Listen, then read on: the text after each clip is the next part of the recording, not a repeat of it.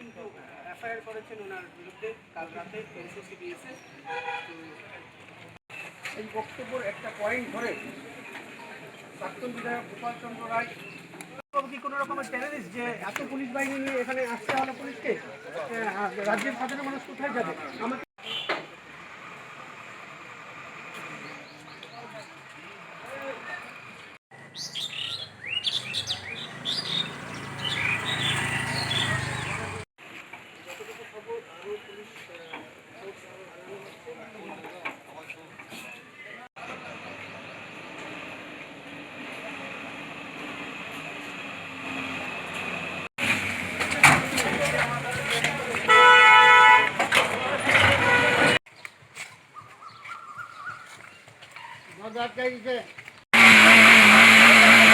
ঠিক আছে দরজা আটকে রাখছে, আইব না।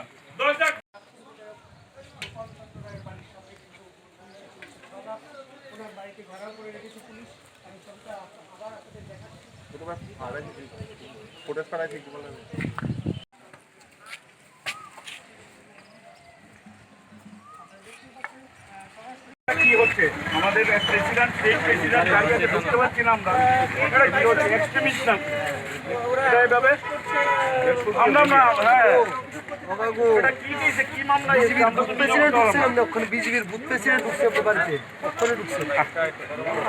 হ্যাঁ কারণে ঢুকছে সংখ্যা হালকা এখন দেখতে পাচ্ছেন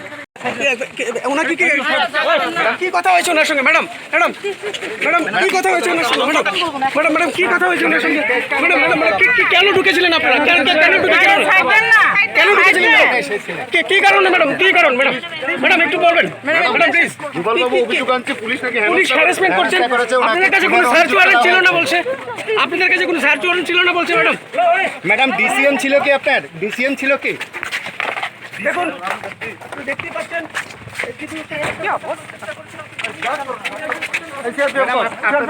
খুনের অভিযোগ করা হয়েছে, ওনাকে বলেছে ওনাকে খুন করার জন্য আটকে রাখা হয়েছিল।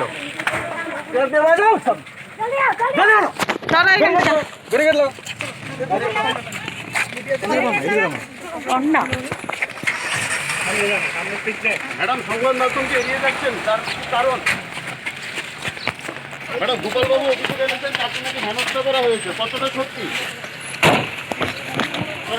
তাহলে আপনারা কি কোনো বিনা তথ্যে চলে এসেছেন? কি স্ট্যান্ডার্ডের অফিসার এই রাজ্যের যারা এসেছিল, ওরা সাধারণ ল অ্যান্ড অর্ডার, সাধারণ আইন সম্পর্কে যাদের জ্ঞান নেই তারা অফিসার আজকে ক্ষমতা দেখিয়ে গেল। কেমন কেমন বর্বরোচিত! এদের সম্পর্কে কি বলবো মানুষের কাছে, রাজ্যের মানুষের কাছে? আজকের রাজ্যের মানুষ আপনাদের মধ্য দিয়ে আমরা আবেদন জানাতে চাই, রাজ্যের মানুষ আজকে যদি সচেতন না হয়, এই আঘাত সরকারের বিরুদ্ধে যে সমালোচনা করবে তার উপরে আসবে। এটা একটা থ্রেট দিচ্ছে যে গোপাল রাখে দেখো আমরা কি করতে পারি। সাধারণ মানুষ যদি মুখ খোলো আর ওরা ভুলে যায় সমস্ত শক্তির উৎস কিন্তু জনগণ। জনগণকে কোনোখানেই কোনো দেশে, পৃথিবীর কোনো দেশে ধমকিয়ে ভয় দেখিয়ে কেউ ক্ষমতা থাকতে পারেনি। যে শাসক জনসাধারণকে ধমকিয়ে অত্যাচার করে ক্ষমতা থাকার চেষ্টা করেছে, সমস্ত সরকারের পতন ঘটেছে। ইভেন আর্মির সরকার যাদের হাতে বন্দুক নিয়ে দেশকে শাসন করতে চেয়েছিল বিভিন্ন দেশে, তাদেরকেও জনগণ বাড়িতে ঢুকে খুঁচিয়ে মেরে ফেলেছে। এগুলি ইতিহাস। আজকে যেটা করে গেছে বরঞ্চ কংগ্রেসকে আরো মনোবল জুগিয়েছে। আজকের এই ঘটনা আমরা কেউ এটাকে পাত্তাই দিচ্ছি না। আজকে যে সরকার যেটা করেছে এটা নগণ্য, এইসব পুলিশ আমাদের কাছে কিছুই না কংগ্রেসের কাছে। আমরা জনগণ আমাদের সঙ্গে আছে। যে স্ট্যান্ডার্ডের অফিসার, একটা গণতান্ত্রিক রাজ্যে অফিসার কথা বলতে চায় না বিরোধী দলের নেতাদের সঙ্গে, বাড়িতে এসে তাকে যে একটা বিরোধী দলের সিএলপির প্রাক্তন নেতা বাড়িতে ঢুকে যেভাবে অপমান করেছে, অত্যাচার করেছে, হ্যাকেল করেছে, এটা ত্রিপুরা রাজ্যের ইতিহাসে কালো দিন। এবং এখান থেকে শুরু হতে হবে পুলিশের এই অপশাসনের বিরুদ্ধে, এখান থেকে শুরু হবে। আমরা যাচ্ছি। আমরা আলোচনায় বসবো সন্ধ্যার সময়।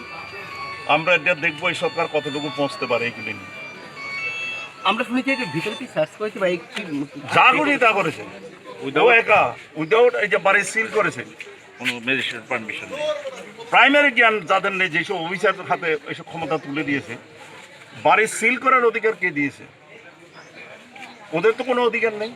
এই অধিকার আনতে গেলে ম্যাজিস্ট্রেট থেকে অবটেইন করতে হবে যে আমরা এই বাড়িটা সিল করব, এই বাড়িটা সার্চ করব। সার্চ কখন করে? ম্যাজিস্ট্রেটের অর্ডার ছাড়া, যে এই লোকটা পালিয়ে যেতে পারে, যেসব নথিপত্র আছে এগুলি নিয়ে ভেঙে যেতে পারে। আমরা সার্চ ওয়ারেন্ট আনতে গেলে এই সময়ের মধ্যে এই লোকটা অনেক কিছু নিয়ে পালিয়ে যেতে পারে বা এই লোকটা পাওয়া যাবে। এমনিতে তো বাড়ি সার্চ করতে পারে না, তার একটা কারণ থাকতে পারে। আপনি দেখেছেন কেমন গুন্ডার মতন কতগুলি পুলিশ অফিসার এলো, এগুলো রাজ্যের মানুষকে গুন্ডাদের কি শাসন করে? এরা তো এদের থেকে বড় গুন্ডা। আজকে আমি যা দেখেছি, ওরা তো রাজ্যের যে রাস্তায় দাঁড়িয়ে যেসব ক্রিমিনাল, মানে আমরা কি বলবো, যে হার্ডেন ক্রিমিনাল, লিস্টেড ক্রিমিনাল, থানায় ঝুলিয়ে রাখি, এদেরকে চিনে রাখুন। এরা তো এদের থেকেও খারাপ। আজকে যেসব পুলিশ অফিসার যারা করে গেছে তাদের থেকেও খারাপ। পুলিশ যাদের নাম লিখে রাখে এদেরকে চিনে রাখুন, এদের থেকেও খারাপ এরা। আপনারা এটা নিয়ে কি আইনি পথে হাঁটবেন? নিশ্চয়ই আমরা যতটুকু যাওয়া দরকার। আইনের থেকে বড় কথা হলো জনগণ। জনগণ হইল আসল শক্তি। আইনের ব্যাপার তো অন্যদিক, কাউকে শাস্তি দেবে, কারো পুলিশ দেবে। এটার দ্বারা কয়েকজন পুলিশকে শাস্তি দিলে এরা আবার 5টা পুলিশ এরকম গুন্ডা উর্দি নিয়ে এরা তো ড্রেস গায়ে দিয়েছে। তা পুলিশের তো অপমান, পুলিশের যে নামটা, এটা তো অপমান এইসব পুলিশ অফিসার। এদেরকে আজকের মানুষ, এদেরকে আপনি দেখবেন এদেরকে কি অবস্থা করে, এদের মানুষের কি আশা থাকবে? আমি তো বলছি, আপনার রাজ্যে মেয়েরা দর্শিতা হচ্ছে, তাদের ইজ্জত যাচ্ছে। প্রতিদিন পত্রিকা শুনলে আপনি দেখবেন কোথাও না কোথাও খুন হচ্ছে। বেশিরভাগ ক্ষেত্রে থানাতে এফআইআর নিচ্ছে না নেতাদের নির্দেশে, কোনোখানে এফআইআর নিলেও কোনো অ্যাকশান নেই, কোথাও অ্যারেস্ট নেই। সারা রাজ্যে আপনার একটা অরাজকতা। আপনার কন্ট্রাক্টরই বলুন, সমস্ত কাজে একটা লুট। আপনি বিভিন্ন জায়গাতে আমি গেলে আমার কর্মীরা বলে যে যারা বড় বড় লিস্টেড কন্ট্রাক্টর, তারা বলছে যতক্ষণ পর্যন্ত না আপনার মিনিমাম 10% টাকা টেন্ডার মানি দিয়ে না দেয়, ততক্ষণ পর্যন্ত ওরা টেন্ডার ফর্ম পেতে পারে না। টেন্ডার ফর্ম জমা দেওয়ার এই রাজ্যে অধিকার নেই। যে কাজের মান ঠিক, যাতে কম্পিটিটিভ হয়, কাজের মান একটা রাস্তা হবে, সেখানে টেন্ডারে ইনভাইট করা, ওপেন টেন্ডার। প্রথমত হইলো টাকাটা যাতে এখন মানে আইনের পথে যাবেন, তো আপনি বলছেন কি কোনো আন্দোলনে যাবেন? এখন নিশ্চয়ই যেতে হবে। আন্দোলন, লকডাউন চলছে আমাদের। আমরা ওইখানে আমি এখন কি, এই যে পুলিশ অফিসার, আজকে এমন অবস্থা করতে পারতাম, ওরা এখান থেকে বেরিয়ে যেতে পারতো না। ওরা তো গুন্ডামি করছে, ওরা তো পুলিশের কাজ করছে না। আপনারা অতগুলি সাংবাদিক আছেন, আজকে দেখেছেন কারো মনে হয়েছে এরা পুলিশ অফিসার? এরা তো মনে হচ্ছে কোথাও লিস্টেড ক্রিমিনাল, হার্ডেন ক্রিমিনাল। ওদের চেহারা, কথাবার্তা বলার ভঙ্গি আপনারা দেখেছেন, আপনারা সবাই দেখেছেন। আপনারাই বলুন যে কোনো রাজ্যে, কোনো দেশে, কোনো শাসনকালে, ত্রিপুরা রাজ্যে আমরা বহু স্বৈরাচারী শাসককে দেখেছি, সিপিএমকে দেখেছি। এইরকম চেহারা পুলিশের কোনোদিন দেখেছেন এই রাজ্যে? একটা কাজের কথা নেই। নরেন্দ্র মোদী দিল্লিতে আছে, সারা ভারতবর্ষটাকে অর্থনৈতিকভাবে ডুবিয়ে দিয়েছে। ব্যবসায় থেকে, এমপ্লয় থেকে, কৃষক থেকে, শ্রমিক থেকে, আজকে না খেয়ে মানুষ মরছে। এই রাজ্যে মানুষকে ভাওতা দিয়ে ক্ষমতা এসছে, একটা প্রতিশ্রুতি পালন করার নেই। জিনিসপত্রের দাম যেমন তেমন বাড়ছে, রেগার কাজ, কোনো মানুষের কাজ নেই। কোন কর্মচারীদের মিথ্যা প্রতিশ্রুতি, সপ্তম বেতন কমিশন দিয়ে ক্ষমতায় 10,000 বছরে 50,000 চাকরি, কি না বলেছে, একটা প্রতিশ্রুতি পালন করেছে এই সরকার। একটা মিথ্যাবাদী। দিল্লিতে আপনার এই মুহূর্তের সব থেকে বড় খবর, এই মুহূর্তের সব থেকে বড় খবর, প্রাক্তন কংগ্রেস বিধায়ক, দেখুন আপনারা, প্রিন্সিপাল কিছু বলছেন। there is a terrorist, situation is like that, as if their police has got the information of a terrorist. Even they are not allowing me, being president, to enter into the house. I condemn it, and administration is there to face this consequence in future. What is this? এটা কি সন্ত্রাসবাদী গোপাল রায়? অফেন্সের ধারা আমি দেখেছি, law will take its own course. It is not such serious offence. আর অবস্থা দেখো, সাধারণ মানুষ, দেশের মধ্যে কত মানুষ কত রকমের ঘটনা ঘটছে দিনের পর দিন। কালকে আমার পরশুদিন আমার যুব কংগ্রেসের ছেলেরা তেলিয়ামুড়াতে রেশন ডিস্ট্রিবিউট করেছিল, যারা ডিস্টেন্স পার্সন। পরে তাদেরকে মেরেছে, থানাতে এফআইআর করেছে, আজকে পর্যন্ত থানা কোনো অ্যাকশান নেই। আর এখানে দেখুন অবস্থাটা কি, হোয়াট ইজ গোয়িং অন। আপনি কি পুলিশের সাথে কথা বলেছেন? পুলিশরা আমাকে তো ঢুকতেই দিচ্ছে না। বাবু, এটার পিছনে কি কোনো রাজনৈতিক চক্রান্ত মনে করছেন আপনি? রাজনৈতিক চক্রান্ত না হলে আমাকে ঢুকতে দেবে না কেন? আমি অন্য কিছু বলতে চাই না, আমি কিছু জানি না, কিন্তু এখানে এসে আমি যে পরিস্থিতি দেখছি, মোস্ট আনফর্চুনেট। কোনো ডেমোক্রেটিক কান্ট্রিতে আপনারা কি আশা করেন, কোনোদিন দেখেছেন এরকম একটা ঘটনা? কি অপরাধটা? অপরাধ হলেও law will take its own course. সে আমাকে ডেকেছে, even Congress president I have come here.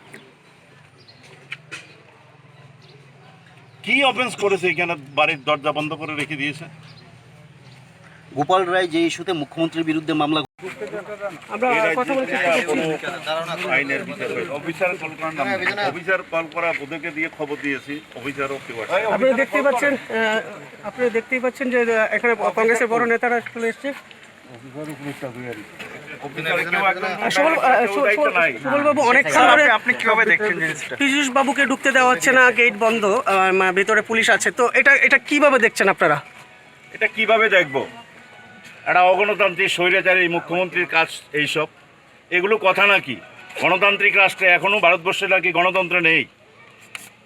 এখনও ভারতবর্ষে একটা ন্যাশনাল পার্টি, যেই পার্টি 55 বছর দিল্লিতে শাসন করেছে, এখনও সর্ববৃহৎ রাজনৈতিক দল ভারতবর্ষে, এর একটা স্টেট ইউনিটের প্রেসিডেন্ট দরজার বাইরে দাঁড়িয়ে আছে কোনো কারণ ছাড়া। একজন প্রাক্তন সভাপতি, একজন প্রাক্তন সিএলপি লিডার, ওনার বাড়িতে এইভাবে গিয়ে ওরা, মানে এটা কী ধরনের? এটা তো আমরা আশা করিনি, এটা আশা করিনি। এটা পুলিশ পাঠিয়ে দিতে পারে এখানে 100। উনি কি অ্যাবসকন্ডার নাকি? ওনার এগেনস্টে কোনো ক্রিমিনাল অফেন্স আছে নাকি? কোথাও যদি টেকনিক্যালি কোনো ম্যাটার থাকে, ওনাকে ডাকলে, উনি তো অলওয়েজ অ্যাভেলেবল, ওনাকে ডাকলেই তো পাওয়া যায়।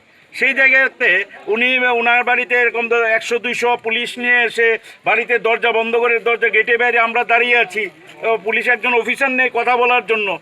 এটা কি রাষ্ট্রীয় সন্ত্রাসের একটা মানে শেষ পর্যায়ে চলে যাচ্ছেন? উনি কি মনে করেন শুধু এই খাকি পোশাক পরে পুলিশ দিয়ে উনি সামনে নেবেন এই রাজ্যটাকে? আর এমন একজন ডিগনিফাইড, একজন x MLA, x CLP leader, উনি ভুল করেছেন, উনি ক্রাইম করেছেন। এই ভারতবর্ষে আজকের দিনে সবচেয়ে বড় ক্রাইমটা উনি করেছেন। এমন ভুল তথ্য দিয়েছেন যেখানে আপনারা জানেন যে সারা বিশ্ব আজকে একটা সংকটের মুখে, তখন এই ধরনের অপপ্রচার, যে উনি যে বক্তব্যটা রেখেছেন, যার এগেনস্টে উনি কেস করেছেন, এটা তো সঠিক। সেটা ব্যবস্থা না নিয়ে উনি পাঠিয়ে দিয়েছেন। ওনার পুলিশ আছে বলে যা খুশি করার রাইট ওনাকে দেওয়া আছে নাকি? ওনাকে আমরা যা খুশি করতে দেবো না এই রাজ্যে। এই রাজ্যের মানুষ এগুলো ছেড়ে কথা বলবে না। এটা কি সিনিয়র অ্যাডভোকেট, একটা সিনিয়র লিডার, আমার পার্টি প্রেসিডেন্ট, আমরা এমএলএ ছিলাম, একজন এই সামান্য পুলিশ আধিকারিক আমাদের গেট বন্ধ করে রাখবে, ঢুকতে হবে? কিসের তদন্ত? কি কেসটা কি? সারা রাজ্যের মানুষ তো দিনের আলোর মতোই দেখেছে গত 24 ঘন্টায়। এটা কি একটা মামলা হলো নাকি? মামলা হয়েছে, যেটা মুখ্যমন্ত্রীর বিরুদ্ধে করা হয়েছে সেটা স্পেসিফিক, সেটাতে মেটেরিয়ালস আছে। এখন পর্যন্ত উনাকে কেন অ্যারেস্ট করা হচ্ছে না? উনি অ্যারেস্ট হওয়ার কথা, কারণ এত বড়, উনি তো ক্ষমাও চাননি যে আমি ভুল করেছি, এটা তো রাজ্যবাসীর উদ্দেশ্যে উনি ক্ষমাও চাননি, উনি পুলিশ পাঠিয়ে দিয়েছেন। আমাদের রাজ্যে তো এমন দেখিনি আমরা। 25 বছরের কমিউনিস্ট পার্টির শাসন দেখেছি, দলতন্ত্র দেখেছি, তাও তো তারা সাহস করেনি একজন বিধায়ক, একজন প্রাক্তন সভাপতি বাড়িতে এইভাবে পুলিশ পাঠিয়ে দেওয়া। এখনই আমরা কোনোভাবে এটা মেনে নেব না। এটার জন্য দায়ী থাকবে সম্পূর্ণ মুখ্যমন্ত্রী এবং প্রশাসন। যদি এই ধরনের ঘটনা, আজকে লকডাউন চলছে, সারা রাজ্যের মানুষ আতঙ্কিত, সারা পৃথিবীর মানুষ আতঙ্কিত, আজকের দিনে এই ঘটনা ঘটাচ্ছেন, ওনাদের কোনো কাজ নেই? লকডাউন নিয়ে কাজ নেই? করোনা ভাইরাস নিয়ে এই পুলিশ প্রশাসনের কাজ নেই? সব কাজ কি এখন এখানে গোপালবাবুকে অ্যারেস্ট করার কাজে নেমে গেছেন? শত শত পুলিশ বাহিনী, ওদের আর কোনো কাজ নেই রাজ্যে? কি দিয়েছেন? আমরা এটা শেষ দেখব।